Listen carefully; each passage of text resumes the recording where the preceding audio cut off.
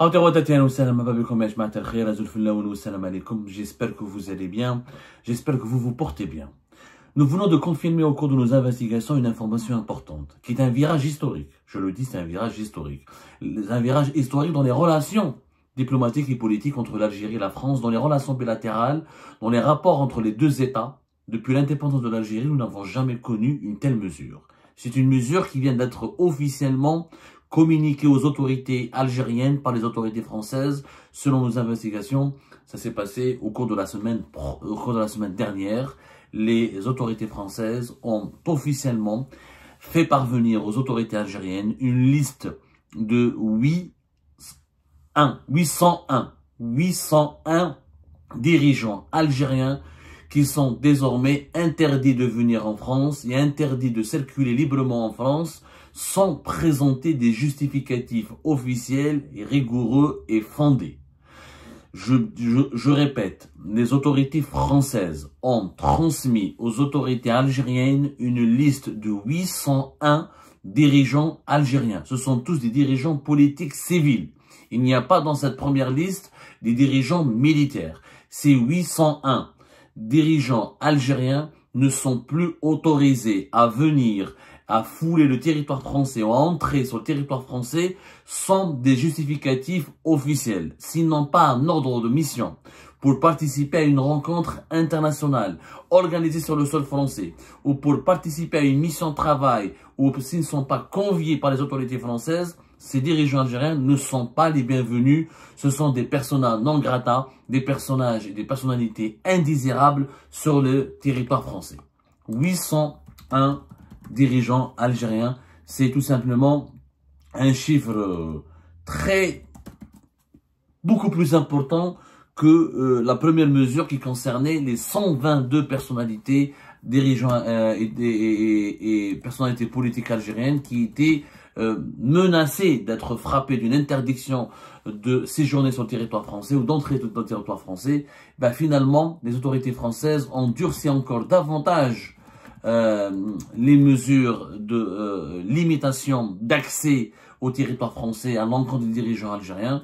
Et là, on parle, on parle pas si nous avons pu confirmer de sources très sûres cette information, 801 dirigeants algériens. C'est impressionnant, il n'y a rien à dire. Je crois que c'est la première fois. J'ai beau chercher, j'ai parlé avec de nombreux experts, avec de nombreuses sources.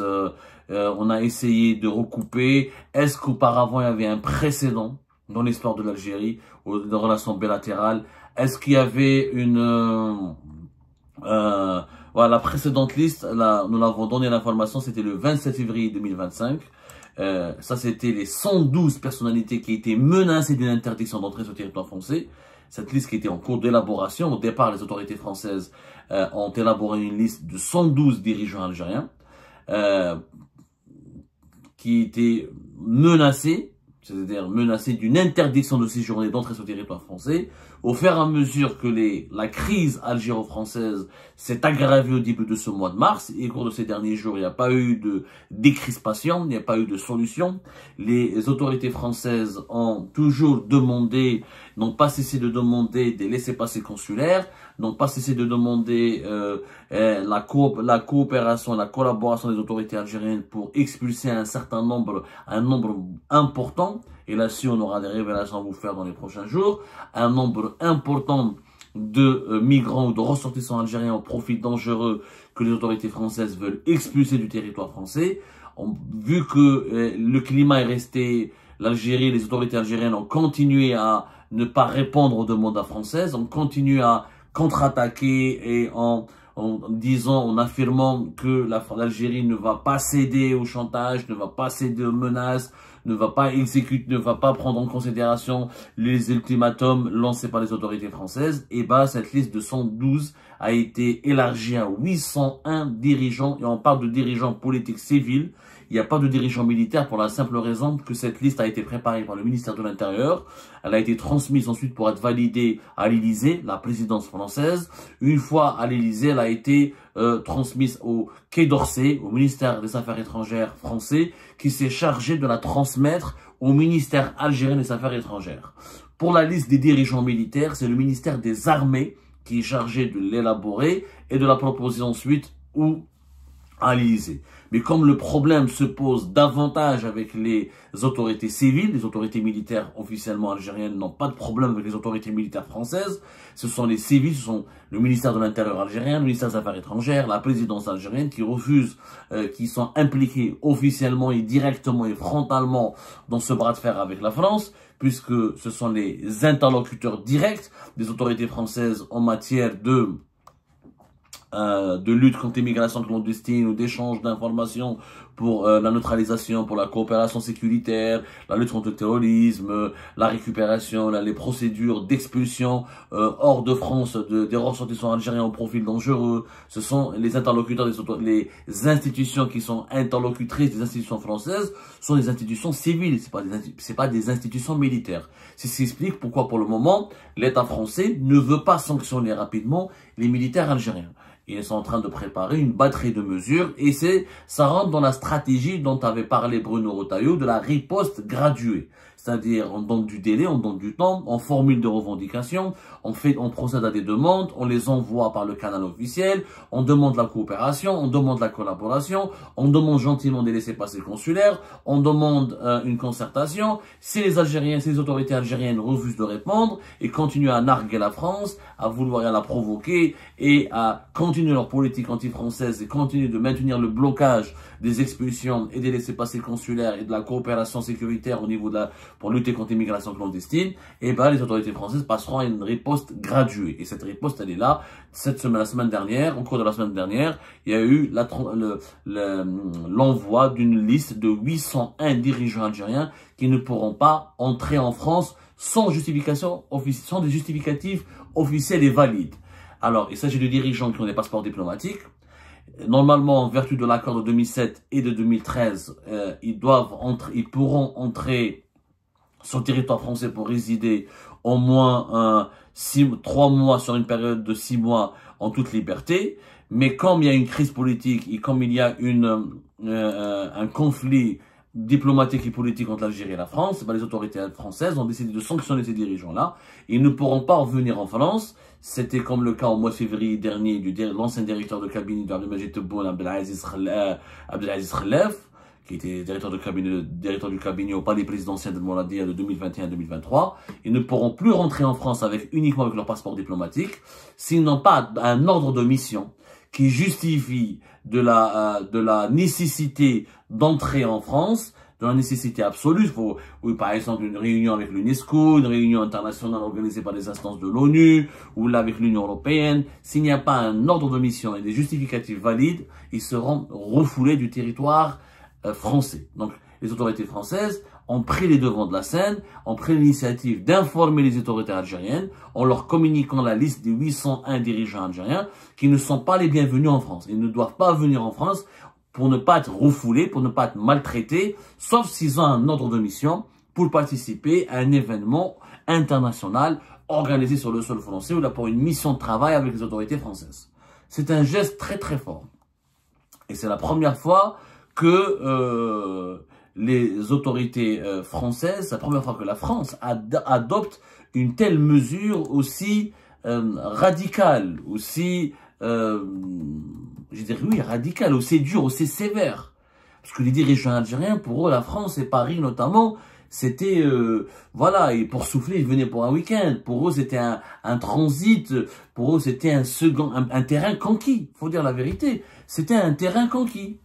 C'était un terrain conquis, tout se passait bien, les relations, les dirigeants algériens en France avaient des facilitations exceptionnelles, des avantages, des privilèges. 20 consulats algériens sont établis sur le sol français. L'ambassade d'Algérie en France est l'une des ambassades les plus puissantes, qui a des budgets, parmi les budgets les plus élevés de tous les postes diplomatiques algériens de l'étranger, des moyens importants. L'immunité diplomatique, etc. Et ben voilà, aujourd'hui, ces avantages, ces privilèges ont disparu. Et si les dirigeants algériens veulent voyager ailleurs en Europe, ils devront passer par un autre pays. Et ceci dit encore, il pourrait y avoir des autorités françaises, selon nos sources, sont en train d'étudier un mécanisme de solidarité européenne pour que les Algériens, les dirigeants algériens ne puissent pas transiter ou profiter des privilèges qu'ils ont perdus en France, de les retrouver, le droit de jouissance de ces privilèges diplomatiques, à savoir l'accès à des résidences ou l'accès au territoire d'autres pays européens, avec une facilité aussi déconcertante dont ils pouvaient se prévaloir auprès des autorités françaises. Bon, ben, c'est pas acquis. Est-ce que l'Italie, l'Espagne et les autres pays européens vont suivre forcément la France dans ce bras de fer avec l'Algérie? C'est pas un acquis. En tout cas, la mesure, même si elle est symbolique, elle est extrêmement forte. Parce qu'il faut savoir que les dirigeants algériens, ils pourraient, vous allez me dire, ok, mais pour partir en Paris, ils pourraient partir à Barcelone, ils pourraient partir à Rome, ils pourraient partir à Berlin, ou là, ils pourraient partir en Europe de l'Est, ou là, en Turquie, etc. Ça, c'est vrai. Sauf que c'est en France où ils ont le plus de parents. C'est avec la France qu'ils ont le plus de liens de liens familiaux, pardonnez-moi. C'est avec la France où ils ont le plus d'affinités familiales, d'affinités personnelles. Les dirigeants algériens, ils ont des enfants, ils ont des cousins, ils ont des neveux, leurs femmes se soignent souvent ils sont plutôt français. Il y a aussi l'obstacle de la langue. Les femmes et les dirigeants algériens ne maîtrisent pas l'italien, ne maîtrisent pas l'espagnol, ne maîtrisent pas beaucoup l'anglais. C'est en France, dans les pays francophones, où ils ont, même avec la Belgique et la Suisse, un pays francophone, ils n'ont pas les mêmes intérêts, parce qu'ils n'ont pas les mêmes investissements, ils n'ont pas les mêmes, leurs familles, leurs neveux, leurs cousins, leurs enfants étudient et vivent régulièrement et souvent en France. Donc, il y a des attaches importantes avec la France. Et la France a compris qu'elle pouvait utiliser cette arme, des attaches, pour riposter aux attaques anti-françaises du régime algérien. Il faut savoir que du côté algérien, du côté des autorités algériennes, force est de constater que le bras de fer est maintenu, qu'il n'y a pas de décrispation, il n'y a pas de désescalade, on maintient toujours le même cap, à savoir une politique anti-française et un bras de fer, il y a une politique d'affrontement, une logique d'affrontement avec la France, puisque le 6 mars dernier, c'est l'Algérie qui a convoqué l'ambassadeur de France à Alger pour protester officiellement contre les exercices militaires conjointes entre le Maroc et que l'armée française et les armées françaises et marocaines vont organiser à Rachidia au mois de septembre 2025. C'est pas la bon, la France ne peut même pas convoquer la France ne peut même pas convoquer l'ambassadeur algérien parce qu'il n'y a même pas d'ambassadeur. Il y a un chargé d'affaires qui dirige l'ambassade d'Algérie à Paris. Donc l'ambassadeur algérien à Paris a été retiré depuis fin juillet 2024. Donc la situation elle est paradoxale. Paradoxalement, c'est l'Algérie qui attaque, c'est l'Algérie qui essaie d'avoir le dessus, c'est l'Algérie qui proteste le plus, c'est l'Algérie qui est en train de multiplier d'entretenir un match de boxe. C'est un véritable match de boxe. Il n'y a pas, du côté algérien, il faut dire la vérité, il n'y a pas eu des signes d'apaisement. Il n'y a pas eu une volonté de négocier ou d'ouvrir un canal de négociation. Donc la situation est dans ce blocage. Et le blocage perdure et le blocage favorise, comment dirais-je, favorise le climat de tension, favorise les tensions, les incompréhensions et les malentendus. Et la France se sent contrainte d'adopter des mesures pour punir, pour riposter ou provocation anti-française de la part du pouvoir algérien.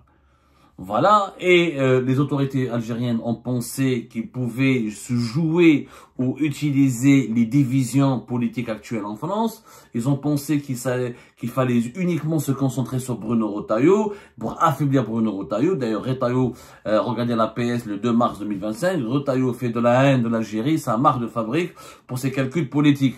Chaque jour, la presse française, la presse algérienne, pardonnez-moi, y compris la presse officielle, la presse privée, mais aussi officielle, la PS, la radio publique, les télévisions étatiques algériennes, parlent d'une campagne française hostile à l'Algérie et pointent du doigt uniquement Bruno Retailleau. Il ne s'attaque pas Emmanuel Macron. Le pouvoir algérien a cru bien faire, il a cru pouvoir diviser la classe politique, la classe dirigeante française. Il a pensé, moi aussi j'ai pensé, franchement je l'ai dit, moi aussi je pensais que la France était affaiblie, que Bruno Retailleau faisait cavalier seul, qu'Emmanuel Macron n'aurait pas le courage, n'aurait pas la détermination d'aller jusqu'au bout dans ce bras de fer avec le pouvoir algérien. Finalement c'est faux.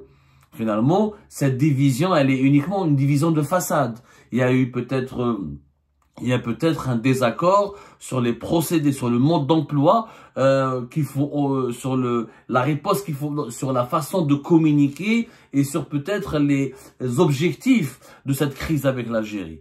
Mais sur les ripostes qu'il faut apporter au pouvoir algérien, il y a un consensus puisqu'Emmanuel Macron a validé cette liste qui a été proposée par le département de Bruno Retailleau avant qu'elle ne soit transmise au Quai d'Orsay, le ministère français des Affaires étrangères, pour qu'il informe, il avertisse, il mette en garde les autorités algériennes. Donc Macron n'a pas désavoué Bruno Retailleau, il n'a pas dit je veux pas de cette liste, réduisez-moi cette liste, divisez-la par deux. 801 dirigeants algériens, c'est quand même considérable, c'est quand même important.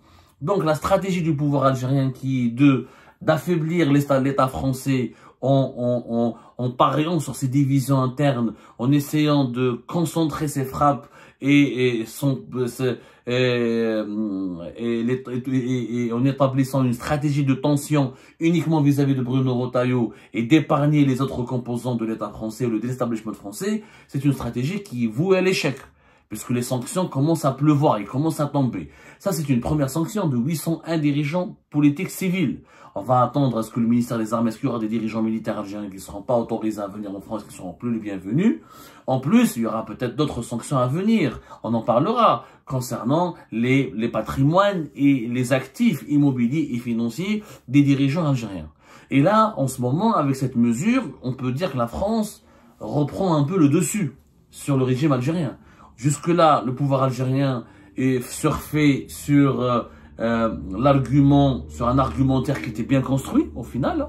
Le régime algérien était dans une posture de favori dans ce conflit, puisque c'était l'extrême droite française qui attaquait l'Algérie. On pensait que c'était uniquement une campagne avec des relents de racisme, des relents de nostalgie du colonialisme français, des relents de xénophobie. On pensait que c'était un sentiment anti-français, anti-algérien primaire qui était en train de s'emparer d'une certaine classe politique française qui avait des objectifs électoralistes en prévision de 2027.